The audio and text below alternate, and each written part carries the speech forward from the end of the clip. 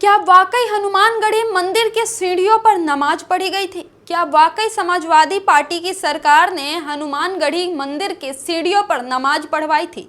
आखिरकार क्या है योगी आदित्यनाथ के इस बयान का पूरा सच? दोस्तों, योगी आदित्यनाथ ने हाल में ही अयोध्या में जाकर एक झूठ बोला, बहुत बड़ा झूठ बोला कि हनुमानगढ़ी मंदिर की सीढ़ियों पर समाजवादी पार्टी की सरकार ने नमाज पढ़वाई। मुसलमानों ने हनुमानगढ़ी के मंदिर की सीढ़ियों पर नमाज पढ़ी और मंदिर को प्रदूषित कर दिया। लेकिन सच्चाई ये है कि हनुमानगढ़ी मंदिर के सीढ़ियों पर कभी नमाज पढ़ा ही नहीं गया था।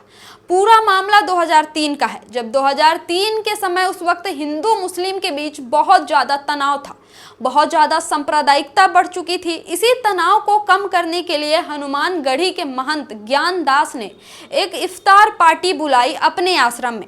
महंत ज्ञानदास ने जो इफ्तार पार्टी थी उसे अपने आश्रम में बुलाया, ना कि हनुमानगढ़ी मंदिर में बुलाया। मंदिर प्रांगण से दूर था।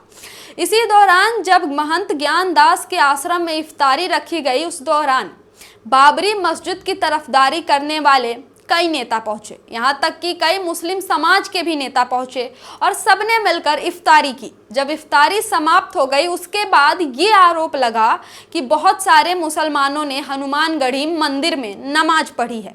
इसकी कोई सबूत नहीं, इस बात की कोई पुष्टि नहीं है कि नमाज हनुमानगढ़ी मंदिर में पढ़ी गई थी। लेकिन तब भी भाजपा और सांप्रदायिक दलों ने मिलकर ये आरोप लगाया कि हनुमानगढ़ी मंदिर की सीढ़ियों पर नमाज पढ़ी गई। फिर से विवाद बढ़ता गया और इतना विवाद बढ़ गया, इतना माहौल तनावपूर्ण हो गया कि इलाहाबाद हाई कोर्ट को हस्तक्षेप करना पड़ा और इलाहाबाद हाई कोर्ट ने फैसला सुना दिया कि इस तरह की कोई भी इफ्तारी वगैरह आयोजित नहीं की जाएगी।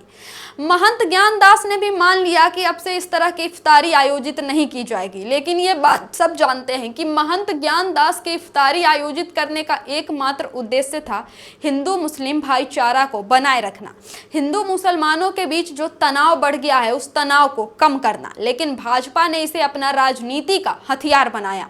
भाजपा ने इसे समाजवादी पार्टी के खिलाफ सांप्रदायिकता की राजनीति बनाई और समाजवादी पार्टी को मुस्लिमों की पार्टी से जोड़ दिया। भाजपा ने अपनी राजनीतिक रोटियां सेंकी और अखिलेश यादव और समाजवादी पार्टी और मुलायम सिंह यादव को हिंदू विरोधी साबित कर दिया। अब वही 22 साल पुराना राग योगी आदित्यनाथ एक बार फिर से आलाप रहे हैं।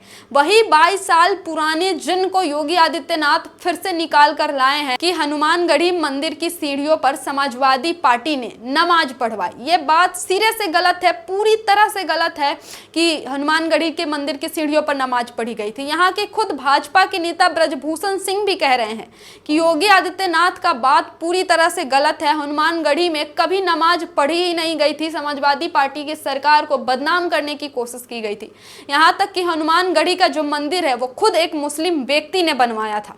दोस्तों, योगी आदित्यनाथ के पास अपने 10-12 सालों का विकास कार्यों गिनाने का कोई ब्यौरा नहीं है, इसलिए वो फिर से अपनी हिंदू मुसलमान वाली राजनीति पर उतर आए हैं।